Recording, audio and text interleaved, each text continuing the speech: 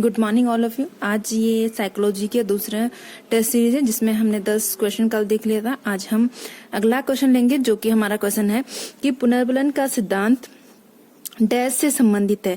यानी कि पुनर्बलन का सिद्धांत किसने दिया था? पॉवलोव ने दिया था, कोहलरबर्ग ने दिया था, थॉर्नडाइक ने दिया था या स्किनर ने दिया था?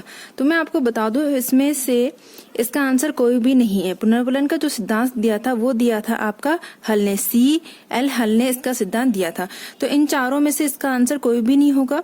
अगर इसमें लिखा होता कि पुनर्बलन का प्रयोग, पुनर्बलन जो शब्द है इसका प्रयोग सर्वप्रथम किसने किया था, या ऐसे भी नहीं, जो पुनर्बलन शब्द है इसका प्रयोग सर्वाधिक किस साइकोलॉजिस्ट ने किया था? पुनर्बलन शब्द का प्रयोग जो सबसे अधिक किया है वो स्किनर ने किया है, लेकिन पुनर्बलन का जो सिद्धांत है वो CL हल ने दिया है। तो इस क्वेश्चन के अकॉर्डिंग इसका आंसर कोई भी नहीं हो सकता है। हाँ, पुनर्बलन का जो प्रयोग है सबसे ज्यादा स्किनर ने किया था। उन्होंने अपना सिद्धांत दिया था क्रिया परसूत का सिद्धांत, जिसमें उन्होंने पुनर्बलन को सबसे ज्यादा प्रयोग में लिया था। जिसके उन्होंने ये जो प्रयोग किया था वो किया था अपने चूहों पर। चूहों के सामने जो उन्होंने भोजन रखा था, उन्होंने कहा था कि जो भोजन है वो चूहों के लिए क्या है, पुनर्बलन का काम करता है। पुनर्बलन को इंग्लिश में कहते हैं रेनफोर्समेंट कहते हैं। इसलिए जो इनकी थ्योरी है इसे R टाइप थ्योरी भी कहा जाता है। तो ये हो गया आपका पहला क्वेश्चन। आपका जो दूसरा क्वेश्चन है वो है कि निम्न में से कौन सा चिंतन की प्रक्रिया में सबसे कम महत्व है?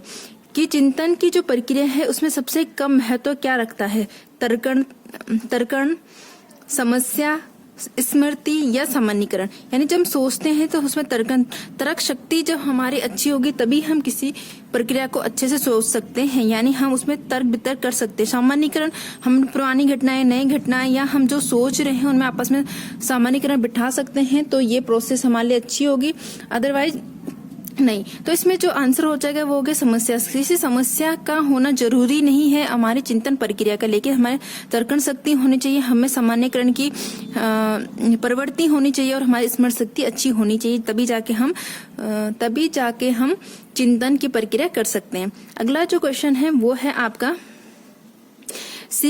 पहले ही सीखे जा चुके कौशल और नए कौशलों में समान तत्व की उपस्थिति का परिणाम होगा। जो हमने पहले जो कौशल सीख चुके हैं और अब हम जो नए कौशल सीख रहे हैं, अगर उनमें वो उन दोनों में समानता मिलती है, एक जैसे हैं, तो वो क्या होगा? इनमें से नकारात्मक अंतरण होगा, सकारात्मक अंतरण होगा, सामान्यीकृत हो गया शून्यंतरण। अंतरण मतलब स्थानांतरण। स्थानांतरण मतलब जब हम एक सब्जेक्ट में सीखा हुआ ज्ञान दूसरे सब्जेक्ट में यूज करते हैं, उससे हमें जो भी प्रभाव मिलते हैं, या एक कौशल का ज्ञान दूसरे कौशल में करते हैं। तो इसमें क्या है कि जो पहला सीखा गया ज्ञान है, पहला कौशल है, उसी के समान दूसरा कौशल, तो इस समय जो स्थानांतरण होगा या अंतरण होगा वो कैसे होगा? सकारात्मक होगा। मतलब हमें पहले वाले का प्रयोग दूसरे वाले में मिल रहा है। तो अगला जो क्वेश्चन है वो है आपका कि आंशिक पुनर्बलन क्या होगा? पुनर्बलन समझ लीजिए, पुनर्बलन क्या होता है? वही रेनफोर्समेंट जो पहली वाली उसमें आपने पढ़ा था, पहले क्वेश्चन में पढ़ा था।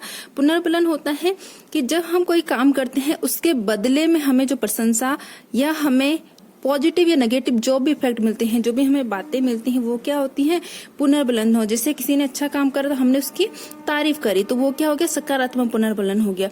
और जब हमें डांटते हो क्या हो गया? नकारात्मक आंशिक पुनर्बलन का मतलब होता है जो कभी कभी दिया जाता है। जैसे कि क्लास में बच्चे रोज अच्छा काम करते हैं लेकिन हम उन्हें गुड कॉपी में कभी कभी लिखते हैं, तो ये हो गया आंशिक पुनर्बलन। तो इन्होंने पूछा है कि आंशिक पुनर्बलन सतत पुनर्बलन की अपेक्षा अधिक प्रभावशाली होगा।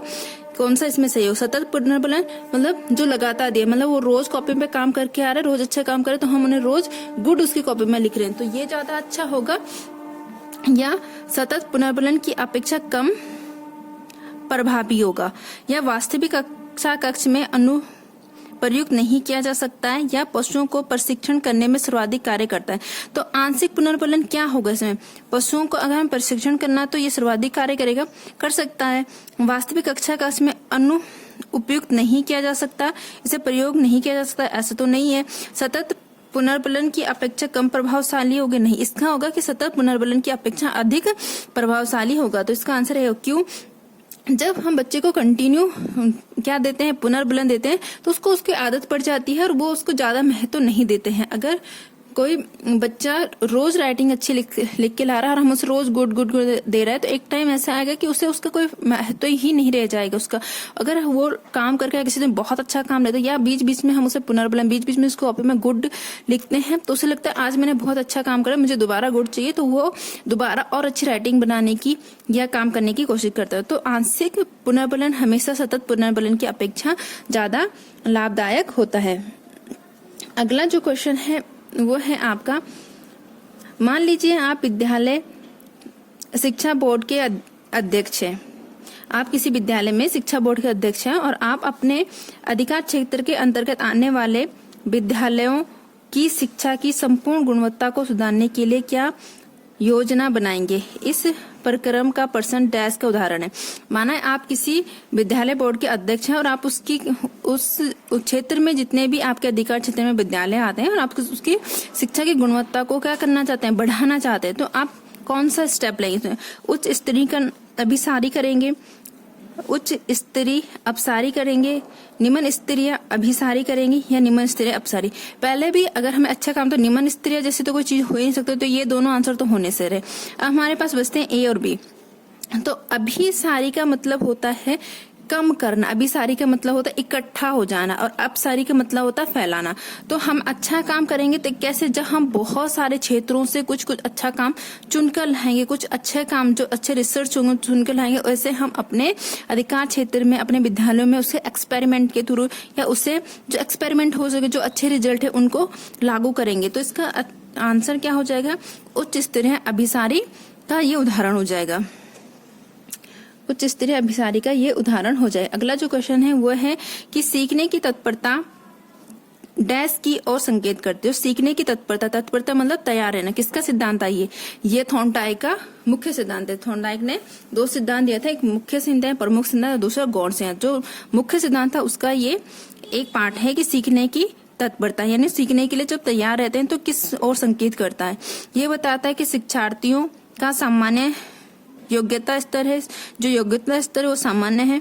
ये बताता है कि सीखने के सातत्य में शिक्षार्थियों का वर्तमान संज्ञानात्मक स्तर, जो बच्चे सीख रहे हैं उसमें जो प्रेजेंट लेवल में उनका संज्ञानात्मक स्तर क्या है वो उस ओर संकेत करता है, या सीखने के कार्य की प्रकृति को संतुष्ट करता है, या थॉर्नडाइक के तत्परता का नियम बताता है। तो इसका आंसर हो जाएगा आपका बी, क्योंकि शिक्षार्थी सामान्य योग्यता के हैं, जरूरी नहीं है कि अगर वो तत्पर है मतलब तैयार है किसी चीज को सीखो तो सामान्य। अगर कोई असामान्य बहुत ज्यादा तेज बच्चा है वो भी तो सीखने के लिए तत्पर होगा। हो सकता है कोई बच्चा पढ़ने के लिए उसकी योग्यता उतनी ज्यादा हाई नहीं है लेकिन वो सीखने के लिए तब भी तैयार हो सकता है।